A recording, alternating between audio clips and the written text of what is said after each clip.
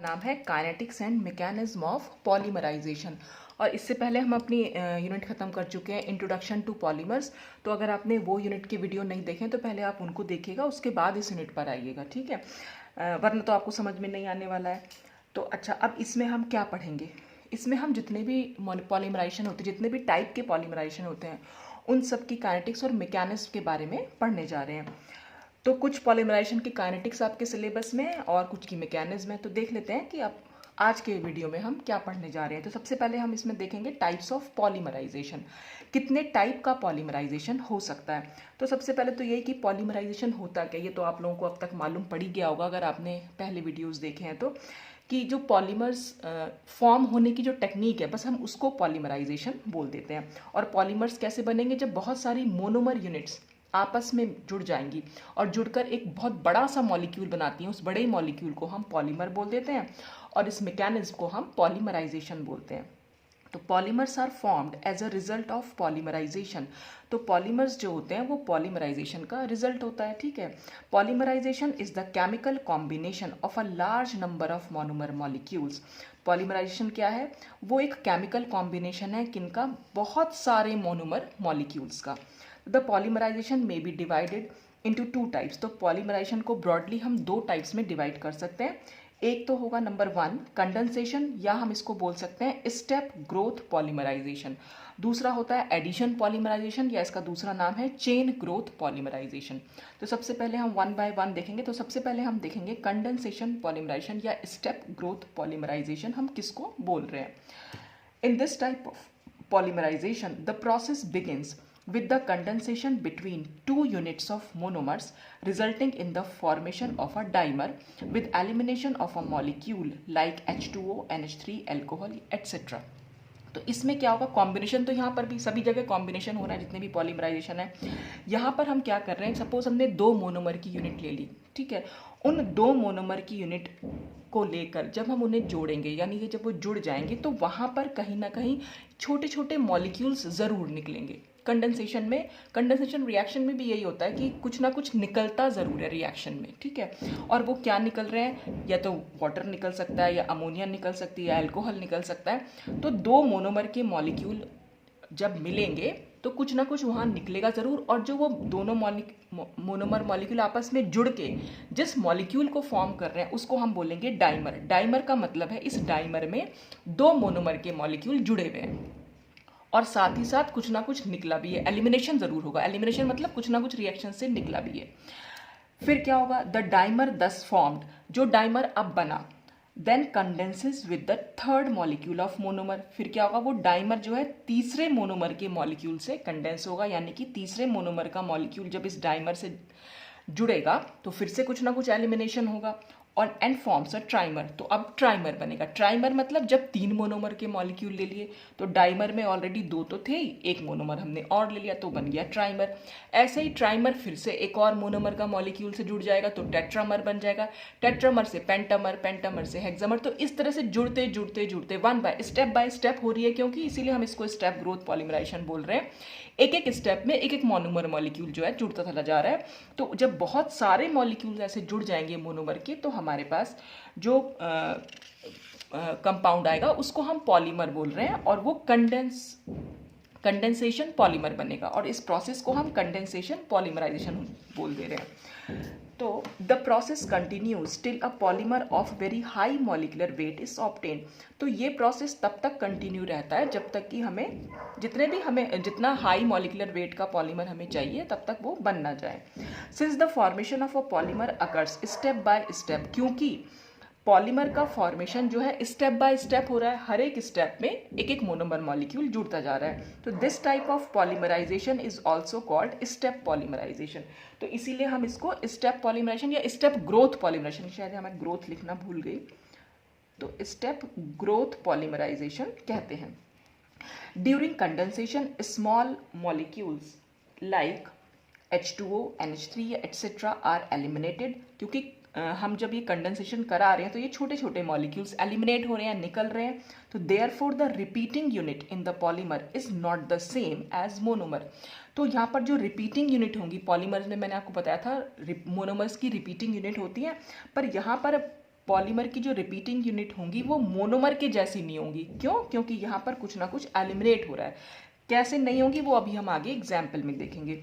तो for example, formation of nylon occurs through condensation polymerization of adipic acid and 1,6-diaminohexane as follows। अगर हमें nylon form करना है, nylon भी एक पॉलीमर है, तो अगर इसे फॉर्म करना है तो हमें दो मोनोमर यहाँ पर चाहिए। कौन कौन सा? एक तो चाहिए हमें एडिपिक एसिड, दूसरा चाहिए 1,6-डाईअमीनोहेक्सेन, या फिर हम इसको बोल सकते हैं हेक्सामिथाइलिन डाईएमीन, एक ही बात है। तो एडिपिक एसिड का फॉर्मूला ये होता है, यहाँ पर एक COH ग्रुप है, CH2 फिर COOH है, और यहाँ पर हेक्सामिथाइलिन डाईअमीन का हो जाएगा। यहाँ पर NH2 है, इस NH2 को मैंने खोल के लिख दिया, H आगे लिख दिया और NH ऐसे, ताकि रिएक्शन समझने में आसानी रहे। तो NH2 CH2 और NH2, ये इसका फॉर्मूला होता है। अब क्या है, हम ये कह रहे हैं कि ये कंडेंसेशन पॉलीमराइजेशन है, तो जब ये दोनों मोनोमर के मॉलिक्यूल मिलेंगे तो यहाँ पर वाटर का एलिमिनेशन होता है। वाटर कैसे निकलेगा? यहाँ से ये OH निकल जाएगा COH का, और NH2 से एक H निकल जाएगा। तो ये वाटर का मॉलिक्यूल जब निकल जाएगा तो इस CO और इस NH के बीच में एक बॉन्ड बन जाएगा। देखिए पूरा का पूरा यहाँ तक मैंने एज इट इज लिख दिया ये, और उसके बाद CO के बाद बॉन्ड बनाना है ये NH, और ये पूरा का पूरा एज इट इज। तो दो मोनोमर के मॉलिक्यूल मिले तो इसलिए हम इसको हम बोल रहे हैं कि ये डाइमर बना। डाइमर मीन्स जहाँ दो मोनोमर के मॉलिक्यूल मिलते हैं। अब इस डाइमर के मॉलिक्यूल में अगर हम देखें तो देखिए, जो एक और अगर हम मोनोमर का मॉलिक्यूल लें तो इसके पास NH2 भी है और COH भी है। रिएक्शन हमारी किसके बीच में हो रही है? NH2 ग्रुप और COOH के बीच में हो रही है। तो यहाँ पर NH2 भी है और COH भी है। तो अगर हम तीसरा मोनोमर का मॉलिक्यूल लें, सपोज हमने एडिपिक एसिड ले लिया, तो अब एडिपिक एसिड कहाँ जाकर जुड़ेगा? क्योंकि रिएक्शन NH2 और COH के बीच में हो रही थी, तो ये NH2 और COH के बीच में ही फिर से रिएक्शन होगी। फिर से क्या होगा? यहाँ से एक H और यहाँ से OH, ये निकल जाएगा, और यहाँ पर फिर से बॉन्ड बन जाएगा CONH के बीच में। तो देखिए ये पूरा का पूरा एज इट इज, ये CH2 यहाँ तक हमने बिल्कुल ऐसा का ऐसा लिख दिया, बस NH2 की जगह मैंने इसको NH कर दिया। क्यों? क्योंकि यहाँ से एक H निकल चुका है और इसका ये OH निकल चुका है, तो यहाँ पर खाली CO बचेगा, तो वो हमने यहाँ लिख दिया CO। मतलब ये बॉन्ड बनेगा ऐसे करके O और C, तो ये O और C यहाँ पर लिख दिया, यानी CO लिख सकते हैं या OC लिख सकते हैं, की बात है, वो बॉन्डिंग की वजह से हमने इसको दिखाया हुआ है। तो CH2 और फिर आगे आ जाएगा COOH। तो ये हमारा क्या बन गया? ट्राइमर। अब इसको ट्राइमर क्यों बोल रहे हैं? क्योंकि यहाँ पर दो मोनोमर तो थे ही ऑलरेडी, फिर तीसरा हमने और जोड़ दिया, या हम ये कह सकते हैं कि डाइमर में दो तो थे ही, तीसरा हमने और जोड़ दिया, तो ये ट्राइमर बना। फिर ऐसे ही जब जो ट्राइमर बना है, क्योंकि उसके पास फिर से हमारे पास एसिडिक ग्रुप प्रेजेंट है, तो अब की बार हम क्या करा लेंगे? अब की बार हम इसकी 1,6-डाईअमीनोहेक्सेन से रिएक्शन करा लेंगे। तो फिर इसी तरह से फिर नेक्स्ट स्टेप में फिर से ये वाला एडिपिक एसिड होगा, फिर उससे नेक्स्ट स्टेप में फिर ये हेक्सा मिथाइलिन डाईअमीन होगा। तो ये हर स्टेप में एक एक मोनोमर जो है वो जुड़ता चला जाता है। तो ये जो दिखा रखा है ट्राइमर से ये डॉट डॉट करके एरो, इसका मतलब यहाँ पर हमारा ये पॉलीमर बन जाएगा। जब ऐसी बहुत सारे मोनोमर के मॉलिक्यूल आपस में जुड़ेंगे तो ये नाइलॉन जो कि पॉलीमर है इसमें बन रहा है वो यहाँ पर बन जाएगा। तो इसको स्ट्रक्चर को हम दिखा कैसे सकते हैं? देखिए ये जो ये ब्रैकेट दिखा रखा है, ब्रैकेट का होल n, यानी ये इसकी रिपीटिंग यूनिट है। रिपीटिंग यूनिट से मतलब इसके n मोल, हमने बहुत सारे, जिसका नंबर हमने नहीं दिखा रखा है, सिर्फ n मोल्स हमने इसके ले लिए और n मोल्स हमने इसके ले लिए। तो हमारे पास जितने भी हमने इसके या इसके लिए होंगे वो ये रिपीटिंग यूनिट यहाँ पर फॉर्म कर रहे हैं। तो इस रिपीटिंग यूनिट के आगे भी ये बॉन्ड बना के, यहाँ पर जगह नहीं थी तो मैंने इसको नीचे लिख दिया है यहाँ पर। तो ये पूरा स्ट्रक्चर हमारा नायलॉन का, या हम कह सकते हैं कि हमारा पॉलीमर जो हम बनाने जा रहे थे वो बन रहा है। तो यहाँ पर जो बात हो रही थी कि कंडेंसेशन के दौरान क्योंकि ये छोटे छोटे मॉलिक्यूल्स निकलते हैं, इसलिए रिपीटिंग यूनिट जो है पॉलीमर की वो सेम नहीं होती मोनोमर जैसी। देखिए रिपीटिंग यूनिट क्या है? रिपीटिंग यूनिट NH CH2 जबकि हमारे पास क्या था? NH2 CH2 NH2, ठीक है। तो यहाँ पर ये NH और NH ही रह गया है। फिर यहाँ पर COOH था, jabki हमारे पास रिपीटिंग यूनिट में खाली C डबल बॉन्ड O रह गया है। तो इसलिए ये जो है रिपीटिंग यूनिट जो है वो मोनोमर जैसी यहाँ पर नहीं हो पाती, क्योंकि यहाँ पर छोटे छोटे मॉलिक्यूल्स निकलते ज़रूर है। एलिमिनेशन हो गया, वो तो निकल गए बाहर, तो जो बचा वो हमारा डाइमर, फिर ट्राइमर, फिर हमारा पॉलीमर जो है इसी तरह से बनता चला जाता है। तो ये इस तरह से जो बनेगा हमारा पॉलीमर उसको हम कंडेंसेशन पॉलीमर बोलते हैं और इस टेक्निक को हम कंडेंसेशन पॉलीमराइजेशन बोलते हैं। तो यानी कंडेंसेशन पॉलीमराइजेशन में कोई ना कोई मोनोमर तो सभी में जुड़ते हैं सारे पॉलीमराइजेशन में, बस यहाँ पर कुछ छोटे छोटे मॉलिक्यूल्स एलिमिनेट ज़रूर होते हैं और ये हमारा हो गया कंडेंसेशन पॉलीमराइजेशन। और क्योंकि हर स्टेप पे मोनोमर जुड़ रहा है इसलिए हम इसको स्टेप ग्रोथ या स्टेप पॉलीमराइजेशन बोल सकते हैं। तो ये था कंडेंसेशन पॉलीमराइजेशन के बारे में। अब नेक्स्ट है इसमें एडिशन पॉलीमराइजेशन, जिसको हम चेन ग्रोथ पॉलीमराइजेशन बोल रहे हैं। इसमें क्या होगा, एडिशन जैसे नाम से ही लग रहा है कि ऐड तो होना ही है। In this polymerization a large number of monomer molecules add up together to form the polymer. तो यहाँ पर क्या हुआ है, पॉलीमराइजेशन में इस वाले में बहुत सारे मोनोमर मॉलिक्यूल्स हैं जो आपस में ऐड हो रहे हैं और पॉलीमर बना रहे हैं। तो इसमें और कंडेंसेशन में क्या डिफरेंस हुआ, यहाँ पर कुछ ना कुछ जो वहाँ कंडेंसेशन में कोई छोटे छोटे मॉलिक्यूल्स निकल रहे थे, जैसे वाटर निकल रहा था अभी हमने देखा नायलॉन के केस में, यहाँ पर कुछ निकलता नहीं, किसी भी चीज़ का एलिमिनेशन नहीं होगा, जो भी मोनोमर यूनिट्स होती हैं वो एज इट इज़ वहाँ पर जुड़ जाती हैं। तो the process of addition occurs through a chain mechanism via some active centres. यहाँ पर क्या होगा, एडिशन का प्रोसेस कैसे होता है, एक चेन मैकेनिज्म यहाँ पर यूज होती है, एक चेन बनती चली जाती है, इसीलिए हम इसको चेन ग्रोथ पॉलीमराइजेशन भी बोल रहे हैं।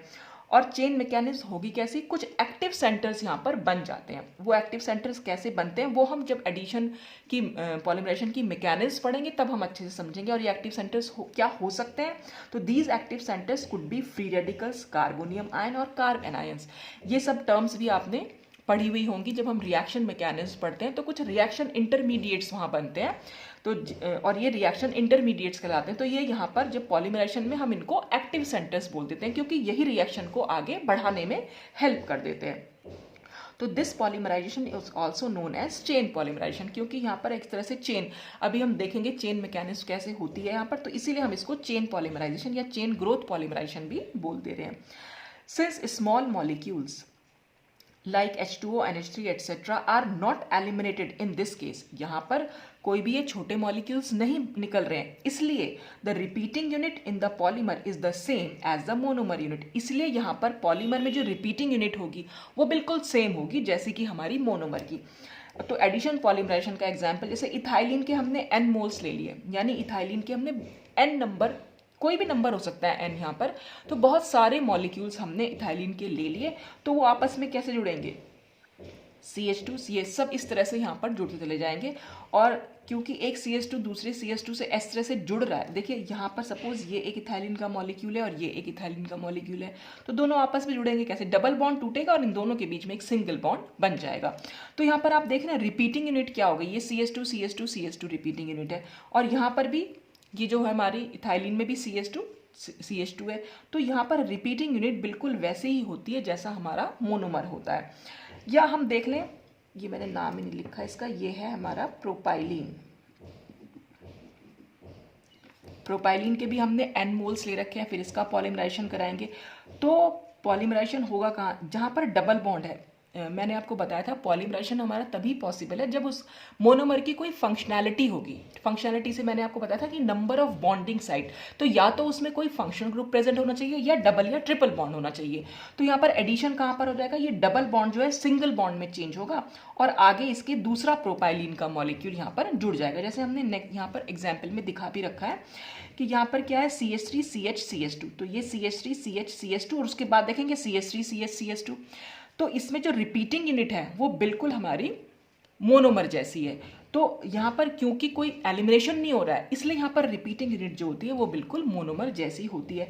तो जहाँ भी डबल बॉन्ड होगा बस वहाँ पर आपको सिंगल बॉन्ड बना देना है और उसके बाद आपको सेम इसी जो मॉलिक्यूल आपने लिया है मोनोमर का, बस उसे लिख देना है। तो यहाँ पर CH डबल बॉन्ड CH2 के बीच का डबल बॉन्ड टूटेगा। आगे अगर हम बॉन्ड लगाएंगे तो देखिए कई बार ऐसा भी हो सकता है, जैसे कंफ्यूजन बच्चों को ऐसे हो जाए, मान लीजिए हमने ये CH3 CH double bond CH2 लगा दिया। अब इसी में अगर हम एक दूसरा मॉलिक्यूल इसका जोड़ें तो हम कह रहे हैं जहाँ डबल बॉन्ड है वहाँ पर रिएक्शन होगी, डबल बॉन्ड सिंगल बॉन्ड में चेंज होगा। तो इन दोनों के बीच में CH3 CH, अब सिंगल बॉन्ड हम CH2 लिखेंगे। तो कई बार बच्चे हो सकता है गलती से ऐसा कर दें कि बस यहाँ बॉन्ड बनाया और ये CH3, ये CH और ये CH2 कर दे तो ये गलत हो जाएगा। क्यों? क्योंकि हमें कार्बन की वैलेंसी देखनी है ना, कार्बन की वैलेंसी हमारे पास 4 होती है। यहाँ वैलेंसी हम कैसे काउंट करते हैं, एक बॉन्ड ये रहा, दूसरा बॉन्ड ये रहा, तो ये तो 2 हो गया। और कितने मॉलिक्यूल मतलब कितने एटम हाइड्रोजन के जुड़े हुए हैं, तो 3, तो +3 कर देंगे तो कार्बन की वैलेंसी यहाँ पर 5 हो जाएगी। ठीक है, बॉन्ड काउंट करते हैं कार्बन के अराउंड। कार्बन के अराउंड कितने बॉन्ड पॉसिबल है, सिर्फ 4 बॉन्ड पॉसिबल है। यहां पर अगर हम देखेंगे तो ये 5 बॉन्ड हो गए, क्योंकि CH3 को हम कैसे लिख सकते हैं, ये एक H, ये एक H और ये एक H। ठीक है, तो यहां पर सिर्फ एक ही वैलेंसी तो खाली रही, तो ये सिर्फ एक ही वैलेंसी से जुड़ सकते हैं। तो इसका मतलब ये डबल बॉन्ड और इस डबल बॉन्ड के बीच में रिएक्शन है। तो हम क्या करेंगे, यहां पर ये जो हो जाएगा हमारा, उसको हम लिख सकते हैं। यहाँ पर सपोज हमने CH2 लिख दिया, ठीक है, CH2 लिख सकते हैं और फिर ये CH और यहाँ CH से जुड़ा हुआ है एक CH3, ये CH2 फिर ये CH और ये CH3 यहाँ पर जुड़ा हुआ है। ठीक है, अब हमने यहाँ पर ये लिख दिया। ठीक, अब क्या कर सकते हैं, ये सपोज हमने इस तरह से लिख दिया, तो अब अगर हम इसमें तीसरा molecule CH3 CH double bond CH2 का जोड़ना चाहें तो कहाँ जुड़ेगा, कहीं भी नहीं जुड़ पाएगा, क्योंकि यहाँ पर कहीं पर भी कोई डबल बॉन्ड हमारे पास बचा ही नहीं। तो इसका मतलब हमने क्या करा, यहाँ पर जो वैलेंसी थी, देखिए इस यहाँ पर कार्बन की अगर हम वैलेंसी को देखें तो यहाँ पर वैलेंसी क्या निकल के आ रही है, ये कार्बन का एक हाइड्रोजन है और यहाँ पर ये 2 वैलेंसी, यानी कुल मिलाकर हमारी 3 वैलेंसी बन रही, जबकि हमें कार्बन की 4 वैलेंसी बनानी है। जैसे हम यहाँ पर भी देख सकते हैं, हमने इस कार्बन की कितनी वैलेंसी बना दी, तो 1, 2 और 3 बना दी। तो हम जो चल रहे हैं, तो इसका मतलब कार्बन की जो एक एक वैलेंसी है हमारी वो बची हुई है अभी। तो जो वो बची हुई है, तो हम इसको इस तरह से अगर हम लिख दें कि ये बॉन्ड CH से हम CH3 को ऊपर बना दिया और CH2 को, तो ये वाली वैलेंसी जो बची हुई है वो हम इसको यहाँ पर लिखा सकते, तो एक लीनियर जो है पॉलीमर जो है वो बनता चला जाएगा। मतलब इस तरह से बनाना थोड़ा सा आपको थोड़ा सा मुश्किल सा लगेगा कि कैसे लिखेंगे, तो इसलिए जो है यहाँ पर CH से जो CH3 हमने सीधा लिखा था, बस उसको ऊपर की साइड लिख दिया है। ठीक है, तो ये यहाँ पर जो वैलेंसी बच गई, जैसे यहाँ पर जो वैलेंसी बची थी वहाँ पर भी हमारा नेक्स्ट मॉलिक्यूल जो है आकर जुड़ सकता है। ठीक है, तो यही हमने यहाँ पर बस लिखने का तरीका ऐसा हो गया है। तो CH3 को हमने यहाँ ना लिख के बस यहाँ लिख दिया, बस ये दिखाने, एक तरह से लाइन जो है हम खींचते चले जा रहे थे, वो लीनियर पॉलीमर टाइप से जो बनता चला जा रहा है वो इस तरह से बन के आ जाएगा यहाँ पर। तो इसी को हम ऐसे भी लिख सकते हैं। अब इसको हम ऐसे कैसे लिख सकते हैं कि ये वाली जो, भाई आप देखेंगे CH3 CH CH2, यहाँ पर भी CH3 CH CH2, आगे भी CH3 CH CH2, तो ऐसे बहुत सारे CH3 CH CH2 है। तो इससे हमें मालूम पड़ गया कि ये हमारी रिपीटिंग यूनिट है। तो बस ये रिपीटिंग यूनिट हमारी बिल्कुल इसी के जैसी यहाँ पर आ जाती है। ऐसे ही आप इसको भी लिख सकते हैं कि यहाँ पर आपने CH2, ये CH2, ये बॉन्ड बनाया और ये होल N कर दिया, तो ये इसकी रिपीटिंग यूनिट हो गई। तो आप इसका स्ट्रक्चर ऐसे भी लिख सकते हैं, चाहे आप ऐसे भी लिख सकते हैं। तो एडिशन पॉलीमराइजेशन में कहीं पर भी कोई जो है एलिमिनेशन नहीं होता है, सब कुछ जुड़ता चला जाता है, इसीलिए इनकी रिपीटिंग यूनिट का स्ट्रक्चर जो है बिल्कुल मोनोमर से मिलता हुआ होता है। तो ये हो गया हमारा एडिशन पॉलीमराइजेशन। ठीक, अच्छा अब नेक्स्ट हमारा देख लेते हैं इसमें मैकेनिज्म। सबसे पहले हम बात करेंगे कंडेंसेशन पॉलीमराइजेशन के मैकेनिज्म की। इसमें कैसे होता है, तो condensation polymerization takes place only when the monomers are bifunctional और पॉलीफंक्शनल। कंडेंसेशन पॉलीमराइजेशन होने के लिए ये एक कंडीशन है कि मोनोमर हमारा बाईफंक्शनल और बाईफंक्शनल या पॉलीफंक्शनल होना चाहिए। अब बाईफंक्शनल का मतलब क्या है, बाईफंक्शनल से मतलब होता है मोनोमर में कोई ना कोई 2 फंक्शनल ग्रुप प्रेजेंट होने चाहिए, यानी एक फंक्शनल ग्रुप से काम नहीं चलेगा, 2 फंक्शनल ग्रुप हो या 2 से ज्यादा हो। पॉलीफंक्शनल मतलब 2 से ज्यादा। इफ मोनोमर्स आर मोनोफंक्शनल, अगर मोनोमर के पास सिर्फ एक ही फंक्शनल ग्रुप हुआ, the condensation process stops after only 1 और 2 स्टेप्स। तो क्या होगा, अगर मोनोफंक्शनल लिया तो कंडेंसेशन का जो प्रोसेस है या कंडेंसेशन जो हम करवा रहे हैं वो स्टॉप हो जाएगा एक या 2 स्टेप्स के बाद, और कोई पॉलीमर यहाँ पर फॉर्म नहीं होगा। कैसे, इसको भी समझ लेते हैं कैसे। सपोज देखिए हमने क्या करा, हम बात कर रहे हैं कि हम सिर्फ मोनोफंक्शनल मोनोमर ले रहे हैं, यानी उसमें सिर्फ एक फंक्शनल ग्रुप है। सपोज हमने ले लिया एक एल्कोहल, एल्कोहल में खाली एक ही फंक्शनल ग्रुप है, और हमने ले लिया यहाँ पर COH ले रहे हैं, एक एसिड ले रहे हैं। ठीक है, और अगर हम एसिड लेंगे तो हम इसको ऐसे लिख सकते हैं R-COOH। ठीक है, इस तरह से मैं उल्टा इसलिए लिखा ताकि आपको वाटर का मॉलिक्यूल समझा सकूं कि कैसे निकल रहा है यहाँ पर। ठीक है, ये हमने एक एल्कोहल लिया, इसको हम मोनोहाइड्रिक एल्कोहल बोल सकते हैं। मोनोहाइड्रिक का मतलब है इसमें खाली एक OH ग्रुप प्रेजेंट है। इसी तरह हम इसको मोनो बेसिक एसिड बोल सकते हैं। मोनो बेसिक का मतलब हुआ कि इसमें खाली एक COOH यानी एक एसिडिक ग्रुप प्रेजेंट है, ठीक है।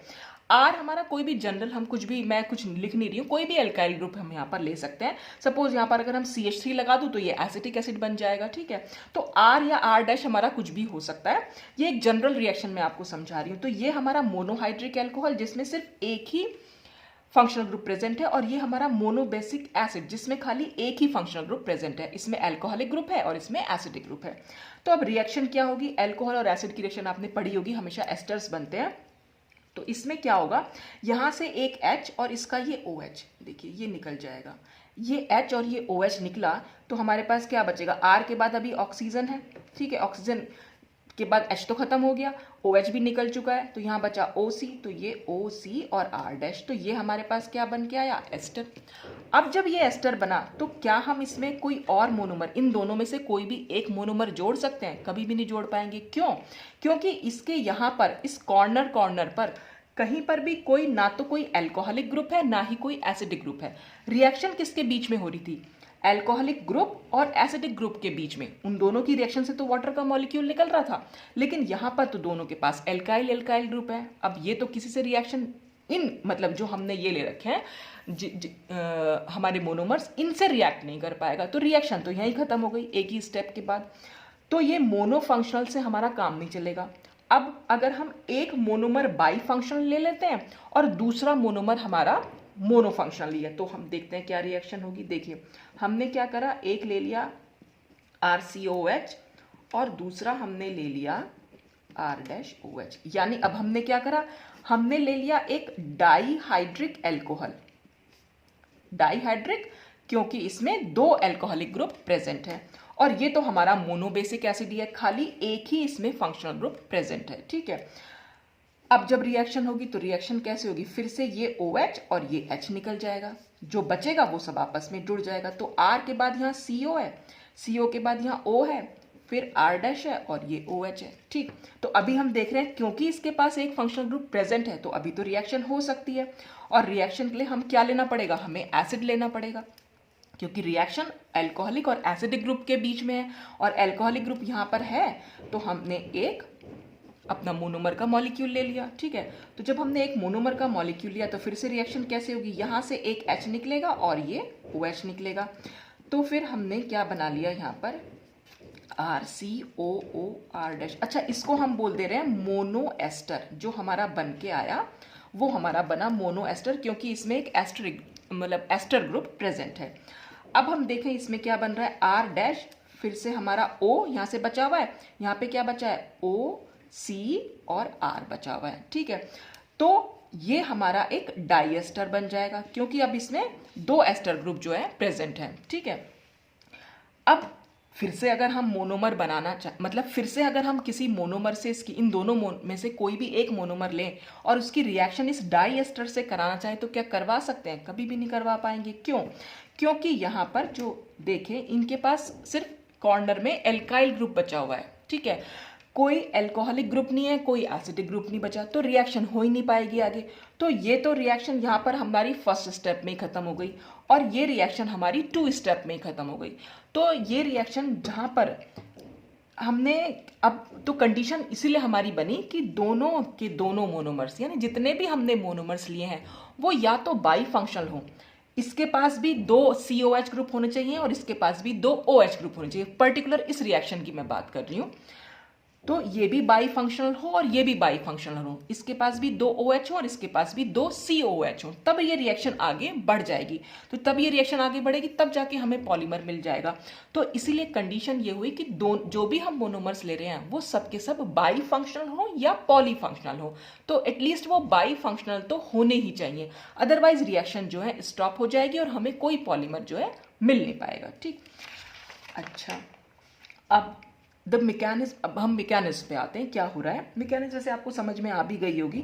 The mechanism of condensation polymerization involves first the condensation between two similar or different bi or polyfunctional monomers resulting in the formation of a dimer. तो सबसे पहले डाइमर बनेगा। डाइमर मैंने आपको बताया दो मोनोमर के मॉलिक्यूल लेंगे और वो जुड़ के आपस में एक डाइमर बना लेंगे, ठीक है। तो यहां पर क्या होगा, कंडेंसेशन, या तो दोनों के दोनों सिमिलर या फिर हम दोनों के दोनों डिफरेंट भी बाई या पॉलीफंक्शनल मोनोमर्स ले सकते हैं। तो यहां पर हमने क्या कर रखा है, एक डाईहाइड्रिक एल्कोहल ले लिया और एक dibasic acid. Dibasic का मतलब हो गया उसमें दो एसिडिक ग्रुप प्रेजेंट है। आर डैश हमारा कोई भी एल्काइल ग्रुप हो सकता है, यहां पर आर कोई भी एल्काइल ग्रुप हो सकता है। तो इसके दोनों साइड हमारे दो एल्कोहलिक ग्रुप है, तो इसलिए ये डाईहाइड्रिक एल्कोहल हो गया। और ये एसिड तो है ही, लेकिन कौन सा, डाई बेसिक एसिड। तो डाई बेसिक क्योंकि यहां पर दो एसिडिक ग्रुप प्रेजेंट है। अब इन दोनों की रिएक्शन हो गई। जब इन दोनों की रिएक्शन हुई तो रिएक्शन से हमारे पास क्या हुआ, वही वाटर का मॉलिक्यूल निकलना है। वाटर का मॉलिक्यूल यहाँ पर निकला तो क्या बचेगा, यहाँ पर HO, ये R और ये O, तो हमने यहाँ एज इट इज लिख दिया। उसके बाद ये वाटर तो निकल चुका है, जो बचा है वो हमने यहाँ पर लिख दिया। तो हमारे पास क्या बन के आया, एक डाइमर। अब डाइमर के पास आप देखें COOH ग्रुप भी है और OH ग्रुप भी है, तो हम कोई भी एक मोनोमर यहाँ पर ऐड कर सकते हैं। तो the dimer contains functional groups and can condense further with the third molecule of monomer to form a trimer. तो क्योंकि डाइमर के पास फंक्शनल ग्रुप प्रेजेंट है, इसलिए ये तीसरा मॉलिक्यूल मोनोमर का कंडेंस करा सकते हैं हम इसके साथ। और अब जो हमें मिलेगा वो हमें मिलेगा ट्राइमर, क्योंकि अब हम तीन मॉलिक्यूल, दो मॉलिक्यूल तो हमने ऑलरेडी ले लिए, तीसरा अब हम लेने जा रहे हैं। देखें अब इसमें नेक्स्ट पेज पर क्या है। तो ये हमारा डाइमर था जो अभी हमने पिछले पेज पर देखा। ये हमने एक मोनोमर का मॉलिक्यूल ले लिया, यानी हमने डाईहाइड्रिक एल्कोहल लिया। अब जब डाईहाइड्रिक एल्कोहल लिया तो एल्कोहलिक ग्रुप और एसिडिक ग्रुप की रिएक्शन ही चल रही है। तो हमने जो ये एल्कोहलिक ग्रुप लिया, ये इस एसिडिक ग्रुप से रिएक्ट करेगा। तो यहाँ से फिर से ये OH निकलेगा और ये खाली H निकलेगा। तो हमारा जो मॉलिक्यूल है वो R डैश तक तो हम एज इट इज लिख दे रहे हैं। फिर हमारा क्या निकलेगा, CO लिखा हमने, CO एज इट इज लिख दिया। OH तो हमारा निकल चुका है इस वाटर के साथ, तो क्या बचा, ये O बचा, फिर R बचा और फिर OH बचा। तो ये हमारा क्या बन गया, ये ट्राइमर बन गया। अब अगर आप ट्राइमर में देखें, ट्राइमर पे यहाँ पर भी OH है और यहाँ पर भी OH है, तो इसका मतलब हम कोई ना कोई इसमें डाई बेसिक एसिड यानी कि एक जो है अपना मोनोमर ऐड कर सकते हैं। और कौन सा, अब की बार हमें डाई बेसिक एसिड लेना पड़ेगा, क्योंकि रिएक्शन अब हम दोबारा से ये नहीं ले सकते। क्यों, क्योंकि रिएक्शन हमारी एसिड और अल्कोहलिक ग्रुप के बीच में हो रही है। तो trimer still contains functional groups. Trimer के पास अभी भी फंक्शनल ग्रुप है and can condense further with the fourth molecule of monomer to form a tetramer. तो इसी तरह से अब ये कंडेंस कर सकता है एक फोर्थ मॉलिक्यूल मोनोमर के साथ, और जिससे हमें टेट्रामर मिल जाएगा। तो टेट्रामर से पेंटामर, पेंटामर से हेक्सामर, और इसी तरह से प्रोसेस जो है कंटिन्यू रहता है जब तक कि हमें अपना डिजायर्ड, जो कि हम चाहते हैं, वो वाला पॉलीमर ना मिल जाए। तो the process thus continues till all the molecules of monomer are used up. जितने भी हमने मोनोमर के मॉलिक्यूल लिए हैं, जब तक कि वो सारे के सारे यूज ना हो जाएं, तब तक ये प्रोसेस कंटिन्यू रहता है। And a single giant molecule, giant माने बहुत बड़ा, a single giant molecule of high molecular weight is formed. तो बहुत ज़्यादा मॉलिक्यूलर वेट वाला एक जाइंट मॉलिक्यूल हमें मिल जाता है। तो ये हमने ट्राइमर जो यहाँ बनाया था एज इट इज़ मैंने लिख दिया। अब हमने इसमें फिर से अपना एसिडिक यानी कि डाई बेसिक एसिड था वो ले लिया, तो रिएक्शन फिर से यही हो जाएगी, ये OH और ये वाला H यहाँ से निकल जाएगा। फिर हम वैसे के वैसे ही, तो इस OH और इस H को छोड़कर बाकी सब हम यहाँ से पूरा जोड़ के इसको लिख देंगे। तो ये हमारा बन गया टेट्रामर। टेट्रामर क्योंकि हम अब तक इसमें 4 मोनोमर के मॉलिक्यूल कंज्यूम हो चुके हैं। फिर हम क्या कर रहे हैं, on condensing n molecules of dihydric alcohols. n कोई भी नंबर हो सकता है, लाखों के मॉलिक्यूल्स हो सकते हैं यहाँ पर, with n molecules of dibasic acid. तो हमने बहुत सारे डाई बेसिक एसिड मॉलिक्यूल ले लिए और बहुत सारे हमने डाईहाइड्रिक मॉलिक्यूल्स ले लिए। तो क्या बन जाएगा, हमारा ये पॉलीमर बन जाएगा, जिसमें रिपीटिंग यूनिट क्या आ रही है, देखिए अब रिपीटिंग यूनिट क्या हो सकती है, ROOC R-COO। ठीक है, उसके बाद फिर आप देखेंगे, देखिए इतना पोर्शन अगर आप चेक करें, उसके बाद फिर देख लो, फिर से आर हो गया, तो ये आर तो यहाँ पर था ही ऑलरेडी, फिर ओ हो गया, फिर ओ सी यहाँ पर फिर से हो गया, फिर आर डैश हो गया, फिर सी ओ हो गया, ठीक। ऐसे ही और सारे मिलते चले जाएंगे। तो हमारी जो रिपीटिंग यूनिट है वो एक्चुअल में इतनी वाली रिपीटिंग यूनिट जो मैंने यहाँ पर ये अंडरलाइन की, सिर्फ इतनी रिपीटिंग यूनिट है। यही यूनिट बार बार रिपीट होती रहेगी, और बार बार रिपीटिशन से, क्योंकि बहुत सारे मॉलिक्यूल्स हमने दोनों मोनोमर्स के लिए हैं, तो हमारा जो पॉलीमर जो है वो बनता चला जाएगा। तो इसीलिए हमने इसको होल एन कर दिया। होल एन करने का मतलब जितने भी हमने यहाँ पर मॉलिक्यूल्स लिए थे वो सब के सब कंज्यूम हो गए हैं, और यही वाली यूनिट जो है बार बार रिपीट होती चली जा रही है। और कंडेंसेशन पॉलीमराइजेशन मैंने आपको बताया अभी कि क्योंकि हमारी जो रिपीटिंग यूनिट जो है हमारी बिल्कुल सेम नहीं हो पाती मोनोमर जैसी। क्यों नहीं हो पाती? क्योंकि यहाँ पर कंडेंसेशन प्रोसेस के थ्रू वाटर का मॉलिक्यूल जो है वो एलिमिनेट हो रहा है। तो इस तरह से ये कंडेंसेशन पॉलीमराइजेशन की मैकेनिज्म थी। आई होप कि आपको समझ में आई होगी। अब इस कंडेंसेशन पॉलीमराइजेशन से हम क्या कौन कौन से पॉलीमर्स बना सकते हैं, तो ये बात आपको ध्यान रखनी पड़ेगी। थोड़ा सा हो सकता है कि एमसीक्यूज में इस टाइप का क्वेश्चन भी आ जाए कि कंडेंसेशन पॉलीमराइजेशन से किस टाइप के पॉलीमर्स बना सकते हैं। तो 4 ऑप्शन कोई दिए हुए हों तो आपको उसमें से चूज करने को आ जाए।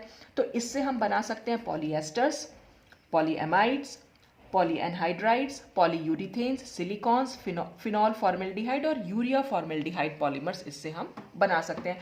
तो ये सब भी आपके कुछ कुछ पॉलीमर सिलेबस में कैसे बनाएंगे, तो वो तो जब हम इसको पढ़ेंगे तभी हम डिटेल में इसकी स्टडी करेंगे। तो आज के लिए तो बस मैकेनिज्म हमने पढ़ी सिर्फ कंडेंसेशन पॉलीमराइजेशन की। तो आज जो हमने पढ़ा वो टाइप्स ऑफ पॉलीमराइजेशन थे। टाइप्स में हमने 2 चीज़ें पढ़ी, कंडेंसेशन और एडिशन। 2 टाइप के पॉलीमराइजेशन होते हैं, और कंडेंसेशन की आज हमने मैकेनिज्म देखी। अब एडिशन की मैकेनिज्म हम नेक्स्ट वाले वीडियो में देखेंगे। तो आज के लिए बस इतना ही। Thanks for watching.